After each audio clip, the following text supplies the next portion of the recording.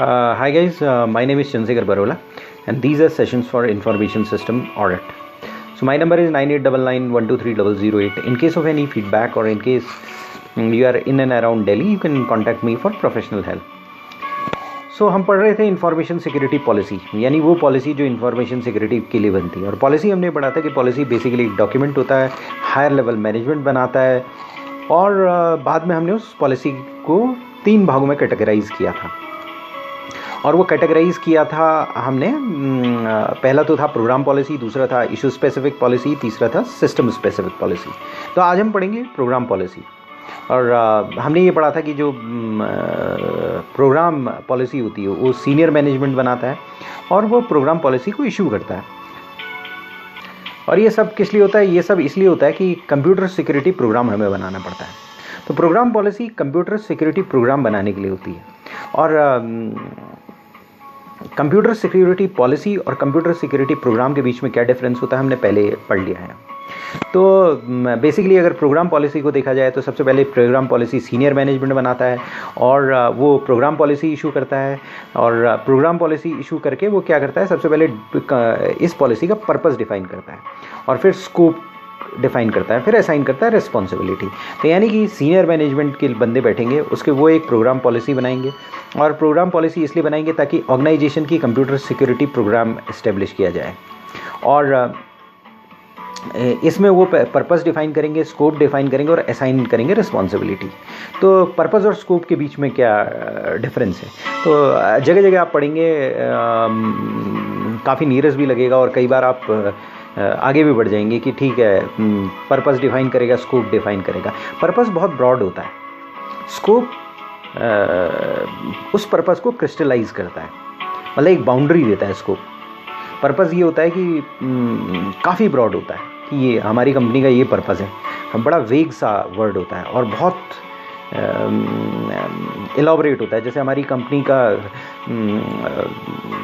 कोई service sector है तो उस कंपनी का जो पर्पस होगा बेसिकली कस्टमर को हैप्पीनेस देना, मतलब उसका पर्पस ये हो सकता है कि smile in a face of customer और समथिंग लाइक दैट, ये पर्पस हो सकता है। उसके अलावा भी ये बहुत ब्रॉड पर्पस है, उसके अलावा भी और पर्पसेस हो सकते हैं कि कस्टमर को राइट टाइम पर सर्विस देना और बाकी सारी चीज़ें। लेकिन स्कोप उस पर्पस को क्रिस्टलाइज करता है और फिर उसके बाद रिस्पॉन्सिबिलिटी असाइन होती है। तो आखिर इतने लेवल्स क्यों बनाता है एक मैनेजमेंट, स्टार्टिंग से लास्ट तक एक ही चीज़ बना दे? क्योंकि मालूम पड़ा, वो हमने जैसे पहले पढ़ा था कि एक प्रोग्राम पॉलिसी होती है। प्रोग्राम पॉलिसी जो होती है उसके बाद क्या होता है कि उसमें भी 3 भाग होते हैं, program policy, issue specific policy और सिस्टम स्पेसिफिक पॉलिसी। और पॉलिसी जो होती है उसके बाद आते हैं स्टैंडर्ड गाइडलाइंस और प्रोसीजर्स, तो जो पॉलिसी को इम्प्लीमेंट करने के टूल्स होते हैं। तो आप एक ही पॉलिसी बना दो, स्टार्टिंग से लास्ट तक जो उसमें मर्ज कर दो। क्यों इस बाइफर्केशन की ज़रूरत पड़ी? तो बेसिक इसका रीज़न ये है कि कोई भी ऑर्गेनाइजेशन है उसमें एक टॉप मैनेजमेंट बैठता है। वो टॉप मैनेजमेंट नो डाउट अनुभवी होता है, लेकिन उसमें भी कुछ कमियां होती हैं। वो ओमनीपोटेंट नहीं होता है, वो सारी चीज़ें नहीं जानता है और निटी-ग्रिटी तो कई बार वो जानता ही नहीं है। जो टॉप मैनेजमेंट में बंदे होते हैं वो एक्सपीरियंस बंदे होते हैं, ज़्यादा एक्सपीरियंस बंदे होते हैं, लेकिन जो ह्यूमन बीइंग है उसमें इनहेरेंटली कमियां हैं हर ह्यूमन बीइंग में। तो वो कमियां उस टॉप मैनेजमेंट में भी होती हैं। बहुत टाइम अगर अच्छा सा अच्छा मैनेजमेंट हो, उसको कई चीज़ों की अंडरस्टैंडिंग नहीं होती है, मतलब उसको ब्रॉडली हर एक चीज़ की अंडरस्टैंडिंग होगी, लेकिन बहुत से निटी-ग्रिटी इश्यूज़ की अंडरस्टैंडिंग नहीं होती है। तो उसके लिए वो एक स्कोप डिटरमाइन करते हैं और पर्पस डिटरमाइन करते हैं और पर्पस के बाद वो उसी पर्पस से स्कोप डिटरमाइन करते हैं। फिर उसके बाद रिस्पॉन्सिबिलिटीज़ असाइन करते हैं, फिर स्टैंडर्ड गाइडलाइन एंड प्रोसीजर्स बनाते हैं जिन्हें वो डेलीगेट कर देते हैं लोअर लेवल ऑफ मैनेजमेंट को। तो जो प्रोग्राम पॉलिसी है, वो जो सीनियर मैनेजमेंट है, वो अपना डिक्टेट जो होता है प्रोग्राम पॉलिसी के थ्रू सारी कंपनी में डालता है। और अगर मान लिया सपोज उसे कोई थोड़ा सा नीचे पर्कुलेट करना है तो इशू स्पेसिफिक पॉलिसीज़ बना देता है, और थोड़ा सा नीचे पर्कुलेट करना है तो सिस्टम स्पेसिफिक पॉलिसीज़ बना लेता है। असल में टॉप मैनेजमेंट जहाँ तक परकोलेट कर लेता है, वहाँ तक पॉलिसीज़ बन जाती हैं। कई बार आपको बड़ा कन्फ्यूजन होगा कि भाई program policy, issue specific policy, system specific policy, तो बिल्कुल ऐसा लग रहा है, सिस्टम स्पेसिफिक पॉलिसी तो ऐसा लग रहा है जैसे स्टैंडर्ड गाइडलाइंस और प्रोसीजर्स हो, क्योंकि सिस्टम स्पेसिफिक पॉलिसी जो है सिस्टम के स्पेसिफिक होगी, तो स्टैंडर्ड गाइडलाइंस और प्रोसीजर्स बना दीजिए, आपको सिस्टम स्पेसिफिक पॉलिसी बनाने की क्या ज़रूरत है। तो ये इनहेरेंट लिमिटेशन है, ये कोई आपको नॉर्मली बताएगा नहीं, लेकिन ऐसा होता है कि एक टॉप मैनेजमेंट में अगर मीटिंग होती है किसी कंपनी में, तो उसमें भी जो बंदे बैठे रहते हैं उनके पास पार्शियल नॉलेज होती है, पूरी नॉलेज नहीं होती है, दे आर नॉट ओमनीपोटेंट, उनके पास भी कमी रह जाती है कई चीज़ों की, और जब इम्प्लीमेंटेशन होता है तो उन्हें पता चलता है हाँ यहाँ पर जो सजेशंस दे दिए वो गलत हो गए। तो उन्हें वहाँ पर ऑर्गेनाइजेशन बोर्ड रूम में बैठता है, बोर्ड रूम में बैठकर सबको अपनी क्रेडिबिलिटी का ध्यान होता है, और फिर उसके बाद क्या होता है कि ऑर्गेनाइजेशन में सर्वाइवल बहुत डिफिकल्ट होता है। तो कोई भी ये मानने के लिए तैयार नहीं होता है कि उसके अंदर कमियां हैं, जबकि जितने भी बंदे बैठे होते हैं उनके अंदर कोई ना कोई कमियां होती हैं वहाँ पर ऑर्गेनाइजेशन में, और वो ओमनीपोटेंट नहीं होते, उनके पास नॉलेज की कमी होती है, किसी को किसी चीज़ में कमी होती है।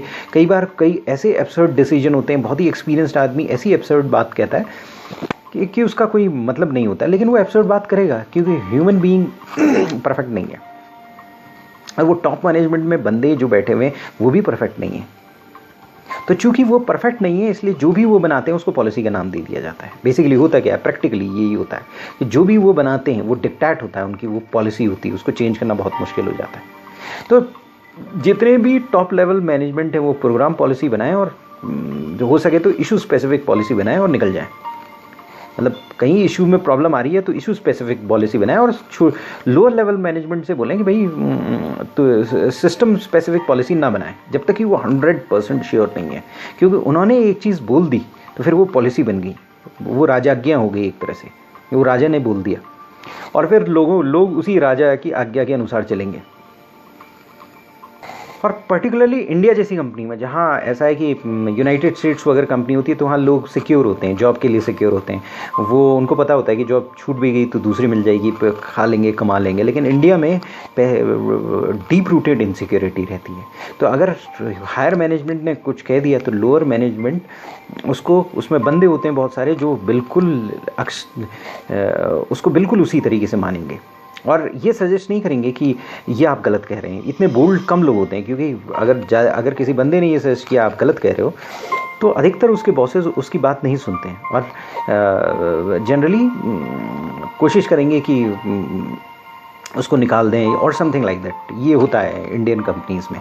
और कई बार क्या होता है कि आपका जूनियर है, वो आपको कई चीज़ें बता रहा है, तो उसको ये लगने लगता है कि समटाइम्स उसके अंदर प्रॉब्लम्स ही क्रिएट हो जाती है। ये इंडियन कंपनीज़ में बहुत बड़ी प्रॉब्लम है। तो जनरली क्या होता है, एक पावर स्ट्रगल रहता है, जूनियर सीनियर सबके बीच में एक पावर स्ट्रगल रहता है, एक वेस्टेड इंटरेस्ट का इन्वायरमेंट रहता है। थर्ड वर्ल्ड कंट्रीज़ वगैरह में जो प्रीमियर कंपनीज़ हैं, जो कटिंग एज पर कंपनीज़ हैं, वहाँ पर ये वेस्टेड इंटरेस्ट काम नहीं कर सकता है, क्योंकि वो कटिंग एज तभी रह सकती हैं जब उनके वहाँ ये वेस्टेड इंटरेस्ट नहीं है, जब तक कि ओपन इन्वायरमेंट है, जब तक कि वो टेक्नोलॉजी को एसिमुलेट कर रहे हैं, जब तक कि वो न्यू आइडियाज़ को एसिमुलेट कर रहे हैं। और जो कंपनी ये नहीं करती वो मर जाती है। तो यूनाइटेड स्टेट्स या यूरोप या ऑस्ट्रेलिया ऐसी कंपनी जो कटिंग एज में काम कर रही हैं, वहाँ पर वेस्टेड इंटरेस्ट बहुत कम होते हैं। और वहाँ पर लेकिन वहाँ भी क्या होता है कि इंटरेस्ट होते हैं वो, इसलिए जब ये चैप्टर पढ़ेंगे तो काफ़ी कन्फ्यूजन होगा। आप सोचेंगे कि ये क्या हो रहा है, मतलब पहले तो बोला कि टॉप मैनेजमेंट बनाएगा, वो ब्रॉड चीज़ें बनाएगा, फिर उसके बाद आप अचानक स्टेटमेंट चेंज कर देते हैं और फिर बोलते हैं पॉलिसी 3 टाइप की होती है, प्रोग्राम पॉलिसी होती है, इशू स्पेसिफिक पॉलिसी होती है, सिस्टम स्पेसिफिक पॉलिसी होती है। कहाँ से आ गई ये इशू स्पेसिफिक और सिस्टम स्पेसिफिक पॉलिसी? जब प्रोग्राम पॉलिसी, जब टॉप मैनेजमेंट टॉप मोस्ट चीज़ बनाएगा तो प्रोग्राम पॉलिसी बनाएगा और कुछ नहीं बनाएगा। लेकिन ऐसा नहीं होता है। जब वो टीम बैठती है तो क्या होता है कि कई बार उसे लगता है कि मैं नीचे तक जा सकती हूँ, तो वो फिर नीचे की तरफ जाने लगती है और वो सिस्टम स्पेसिफिक पॉलिसी तक बना देती है। कई बार क्या होता है, कोई चीज़ एस्केलेशन हो जाता है और मैटर ऊपर तक आता है, तो जो टॉप मैनेजमेंट के पास इंफॉर्मेशन आ जाती है कि क्या होना चाहिए, जो नीचे से कंप्लीट फीडबैक आता है और फिर वो सिस्टम स्पेसिफिक पॉलिसीज़ बना लेते हैं। ये एक फीडबैक लूप है जो कंटिन्यूसली चलता रहता है। एक्चुअली ये ऑर्गेनाइजेशन में पॉलिसीज़ कुछ नहीं है, पॉलिसीज़ बेसिकली इसलिए हैं मदद करने के लिए, बेसिकली कॉस्ट इफेक्टिव बनने के लिए। अगर कॉस्ट इफेक्टिव होने के लिए हैं, और ये पॉलिसीज़ इसीलिए बनती हैं क्योंकि ह्यूमन बीइंग जो है, इनहेरेंटली ह्यूमन बीइंग जो है वो आपका उसको कह सकते हैं 100% नॉलेजेबल नहीं है, उसमें इनहेरेंट वीकनेसेस हैं ह्यूमन बीइंग में। आदमजात या आदमी या होमोसैपियंस, हमारी स्पीसीज़, उसकी अपनी लिमिटेशंस हैं, चाहे वो कितने टॉप मैनेजमेंट में बैठा हो, चाहे लोअर में बैठा हो, उसकी अपनी लिमिटेशंस हैं। और वही उसी लिमिटेशंस की वजह से क्या होता है कि जो मैनेजमेंट चैप्टर्स होते हैं उसमें कई बार कन्फ्यूजन आ जाता है, लेकिन मैनेजमेंट चैप्टर प्रैक्टिकलिटी में बेस्ड होते हैं।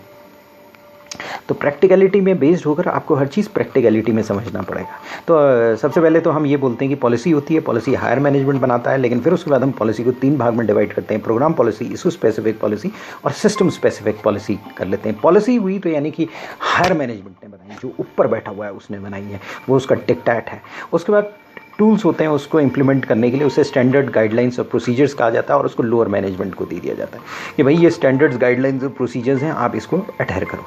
तो अब हम चलते हैं program policy. Program policy senior management issue करता है प्रोग्राम पॉलिसी, और ये जैसे ही सीनियर मैनेजमेंट कोई चीज़ करेगा तो रिस्ट्रक्चरिंग हो जाएगी, वो एक आदमी को दूसरी जगह, उनके पावर, फंक्शन, स्कोप सब चेंज कर देता है, क्योंकि सीनियर मैनेजमेंट का काम ही ये होता है। मालूम पड़ा आपका स्ट्रेटेजिक लेवल का काम ही होता है। अगर आपकी आर्मी है तो आर्मी ऊपर बैठी हुई है, आर्मी के जो जनरल्स हैं ऊपर बैठे हुए हैं, तो वो ये बोलते हैं कि ये डिवीज़न यहाँ जाएगी, इधर जाएगी, इस डिवीज़न को इस डिवीज़न के साथ इसको भेज दो, या इस डिवीज़न को रिस्ट्रक्चर कर दो, रीमर्ज कर दो, ये और लीन मीन फाइटिंग मशीन बन जाएगी।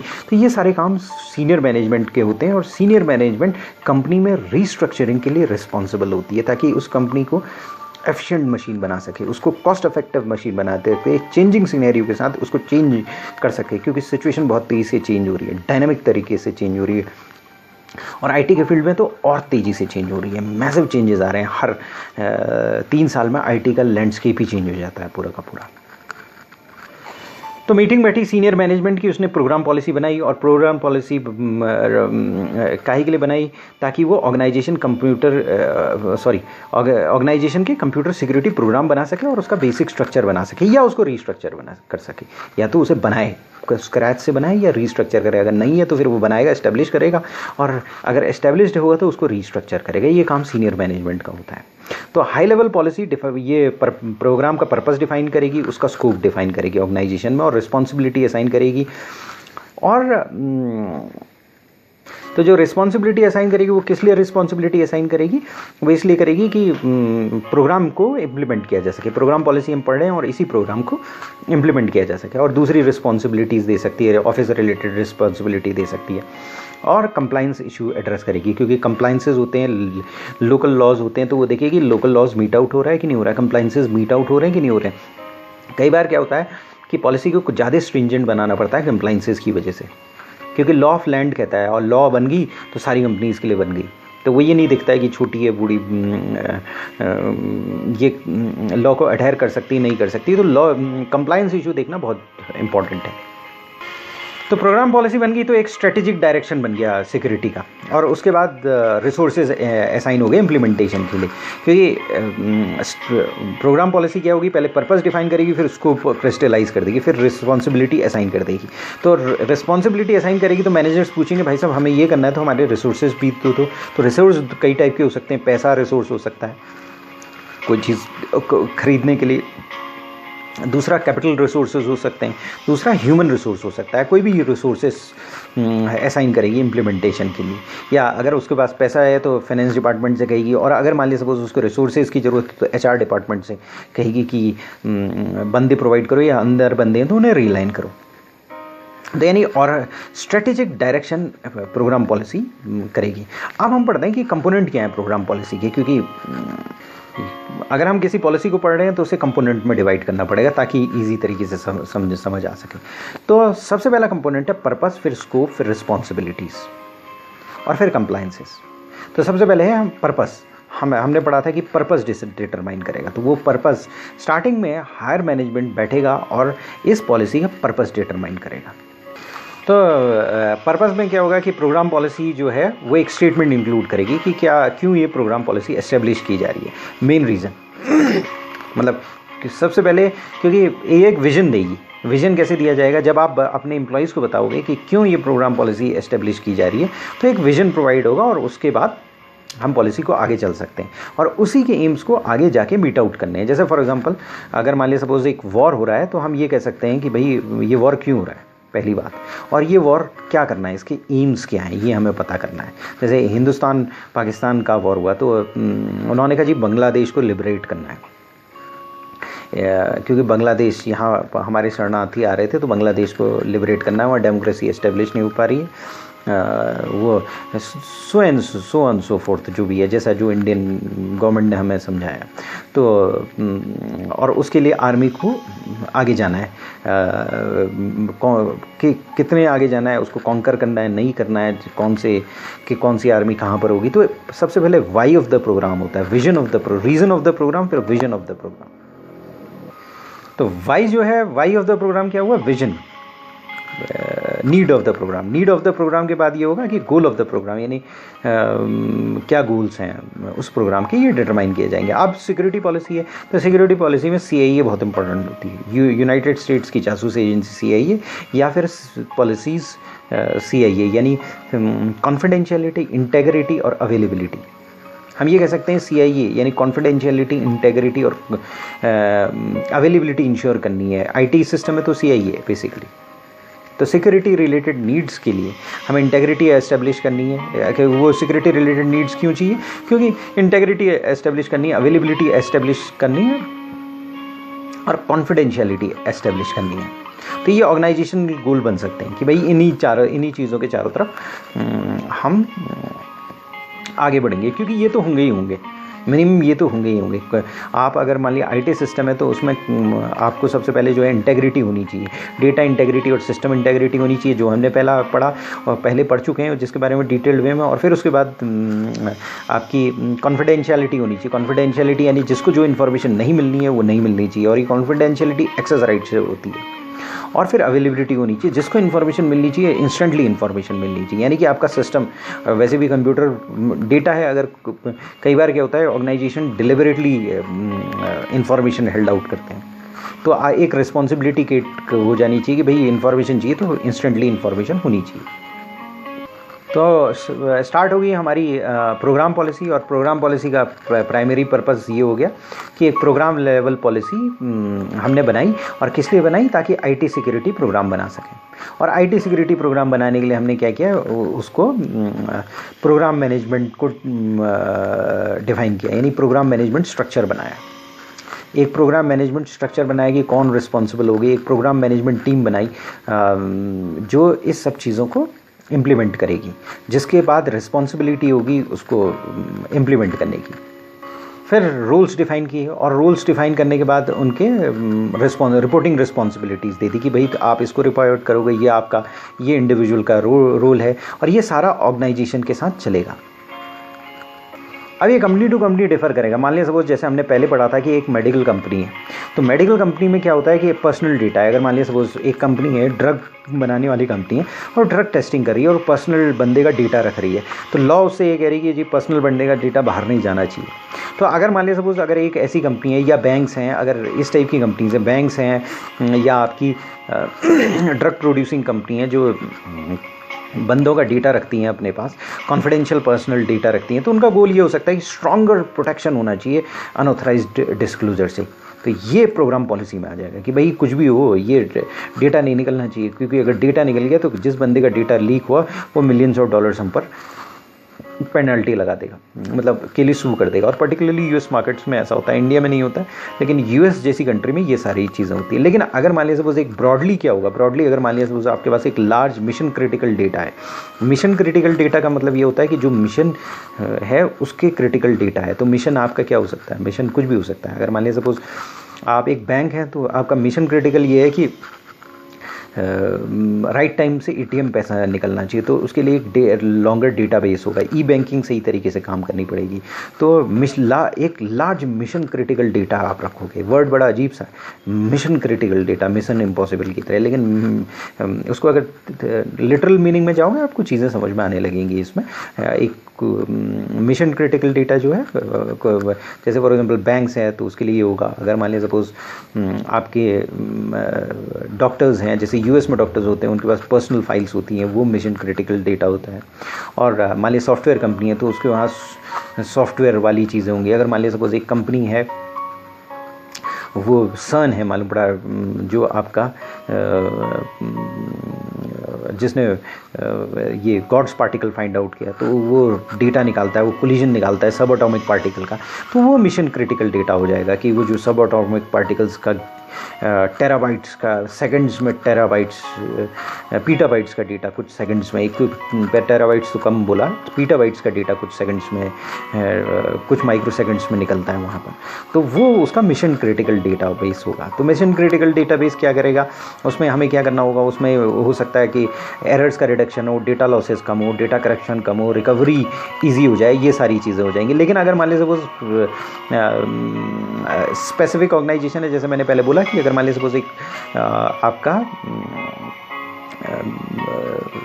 एक ड्रग प्रोड्यूसिंग कंपनी है और वो ड्रग टेस्टिंग कंपनी है और personal data, confidential personal data रखती है, और तो उस केस में क्या होगा कि स्ट्रॉन्गर प्रोटेक्शन और अनऑथराइज्ड डिस्क्लोजर ना हो, इसके लिए आपको प्रोग्राम पॉलिसी बनानी पड़ेगी।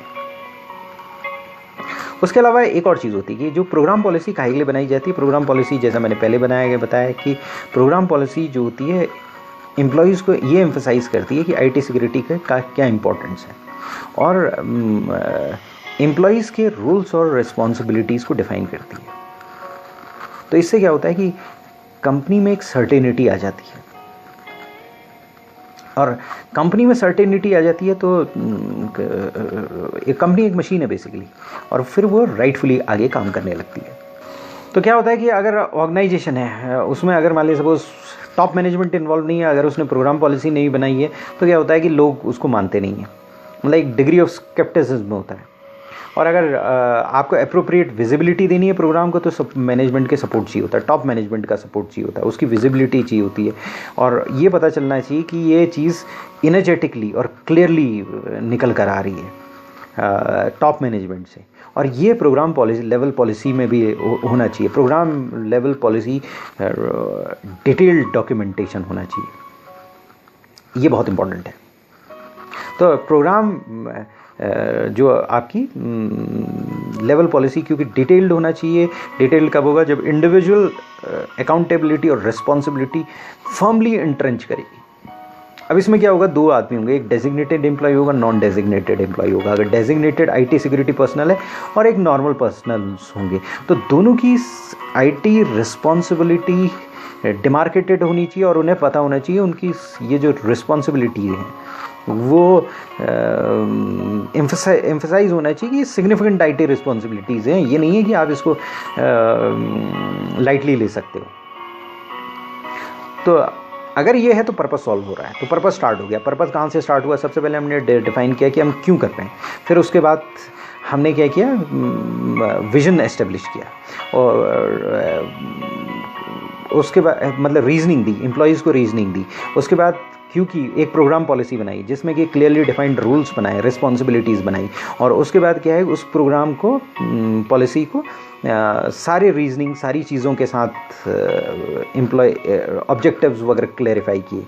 और जब ये ऑब्जेक्टिव्स वगैरह क्लैरिफाई किए और एम्प्लॉयज़ को ये निकल कर आया कि हाँ ये टॉप मैनेजमेंट का वेट है और टॉप मैनेजमेंट इसे चाहता है कि एस्टेब्लिश करे,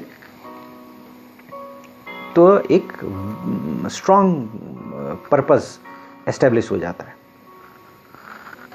तो अब आपने पर्पस डिफाइन कर लिया, और एक बार आपने पर्पस डिफाइन किया तो फिर आप स्कोप डिफाइन करोगे, यानी स्कोप को क्रिस्टलाइज करोगे। पर्पस में जहाँ आपका एम्फेसिस था रूल्स, रिस्पॉन्सिबिलिटी, ह्यूमन बीइंग के जो आपके एम्प्लॉयज़ हैं उनको क्या रूल्स और रिस्पॉन्सिबिलिटी होनी चाहिए, ब्रॉडली पॉलिसी क्या रीज़न है, ये सारी चीज़ें। स्कोप जो है ये इंक्लूड करेगा रिसोर्स पर आता है, यानी कि ये बेसिकली जो है ऑर्गेनाइजेशन के आईटी रिसोर्स पर आता है। Servers, local area networks, major sites, installations, large systems, इन पर आ जाता है, यानी जो आपके एसेट्स हैं बेसिकली।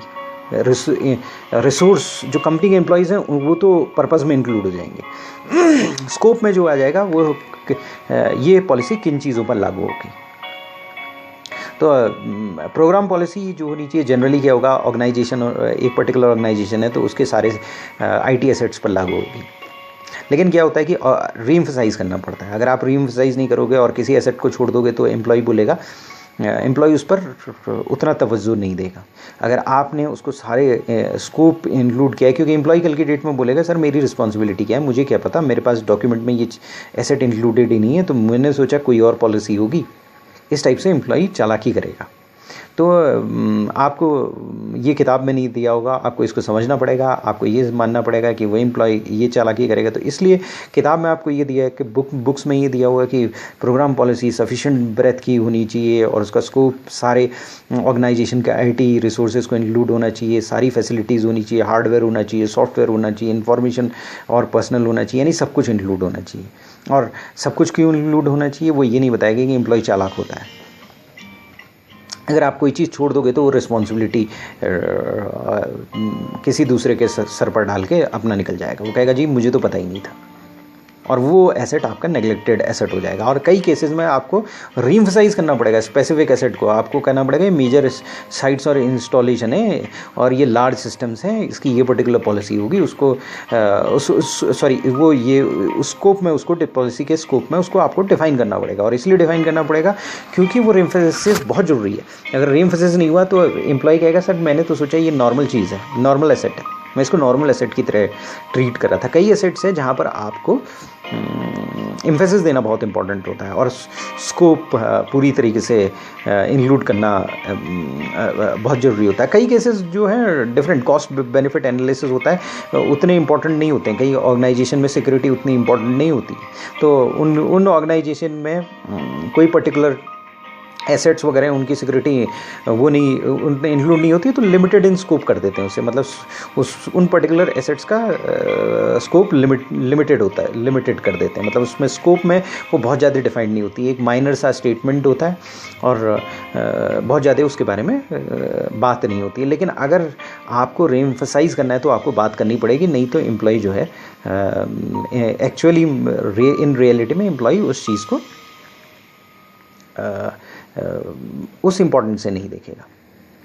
तो इन सब चीज़ों का ओवरव्यू होना चाहिए, सारे एसेट्स का ओवरव्यू होना चाहिए, आईटी रिसोर्सेज का ओवरव्यू होना चाहिए, रिस्पॉन्सिबिलिटीज़ किसकी हैं इसका ओवरव्यू होना चाहिए, work station, local area network, stand alone computers हैं, सबका होना चाहिए। तो बेसिकली हमने पढ़ा प्रोग्राम पॉलिसी में पर्पस और स्कोप दो कंपोनेंट पढ़े। प्रोग्राम पॉलिसी एक वो पढ़ी, ये भी पढ़ा कि program policy issue specific policy और सिस्टम स्पेसिफिक पॉलिसी क्यों बनाई जाती है, उसके रियल रीज़न पढ़े। किताब में वो रियल रीज़न नहीं होंगे। और उसके बाद हमने पढ़े पर्पस और स्कोप। पर्पस हमने पढ़ा कि ब्रॉडली होता है, स्कोप जो होता है थोड़ा सा कम होता है। लेकिन ऐसा है कि लाइन्स एक्चुअल अगर कंपनी में देखो तो ये लाइन ब्लर्ड होती है। कई बार पर्पस स्कोप में मिक्स हो रहा होगा, स्कोप पर्पस में मिक्स हो रहा होगा। ये बहुत बड़ी कंपनी के लिए हम पढ़ रहे हैं, बहुत ह्यूज लेवल ऑफ कंपनी है। वहाँ पर क्या है कि पर्पस में ही रूल्स और रिस्पॉन्सिबिलिटी आपकी डिफाइन होंगी हर एक बंदे की। अगर रूल्स और उसमें रीजंस डिफाइन होंगे, उसके बाद विजन होगा, विजन की क्यों हम ये कर रहे हैं, क्या चीज़ है हमारा। बेसिकली हम कॉस्ट इफेक्टिवनेस चाहते हैं कि कंपनी के लॉज को मीट आउट करना चाहते हैं, या कंप्लायंस में स्पेसिफिक कंप्लायंसेस को मीट आउट करना चाहते हैं, ये हम पर्पस में देते हैं। और फिर उसके बाद स्कोप बनाएंगे। स्कोप में क्या होगा कि उन एसेट्स, स्कोप कहाँ होगा, पूरा आईटी डिपार्टमेंट ही स्कोप हो जाएगा, क्योंकि हर पॉलिसी में स्कोप होता है। तो आईटी सिक्योरिटी पॉलिसी होगी, इंफॉर्मेशन सिक्योरिटी पॉलिसी होगी, तो पूरा आईटी एसेट्स ही उसमें इंक्लूड होंगे, बल्कि पूरा ऑर्गेनाइजेशन ही इंक्लूड होगा। तो लेकिन मेजर एम्फेसिस आईटी एसेट्स में होगा। तो ICIT एसेट्स कुछ भी हो सकते हैं, लोकल एरिया नेटवर्क्स होता है, सिंगल कंप्यूटर्स हो सकते हैं जिन्हें स्टैंड अलोन कंप्यूटर्स कहते हैं, वर्क स्टेशन हो सकते हैं। वर्क स्टेशन जैसे हमने पहले पढ़ा, अगर कोई सर्वर के साथ जुड़ा कंप्यूटर है तो वर्क स्टेशन होगा। तो ये सारी चीज़ें जो होगी प्रिसाइजली बाइफरकेट की जाएंगी, और ये की जाएंगी बड़े ऑर्गेनाइजेशन में, बहुत बड़े ऑर्गेनाइजेशन में। कई छोटे ऑर्गेनाइजेशन में होंगी ये लाइंस बहुत ब्लर्ड होंगी, और कई वेरिएशन देखोगे आप ऑर्गेनाइजेशन टू ऑर्गेनाइजेशन। सो अब बचती है हमारी रिस्पॉन्सिबिलिटी बचती है और कंप्लायंस बचता है, वो हम अगले सेशन में पढ़ेंगे। थैंक्स।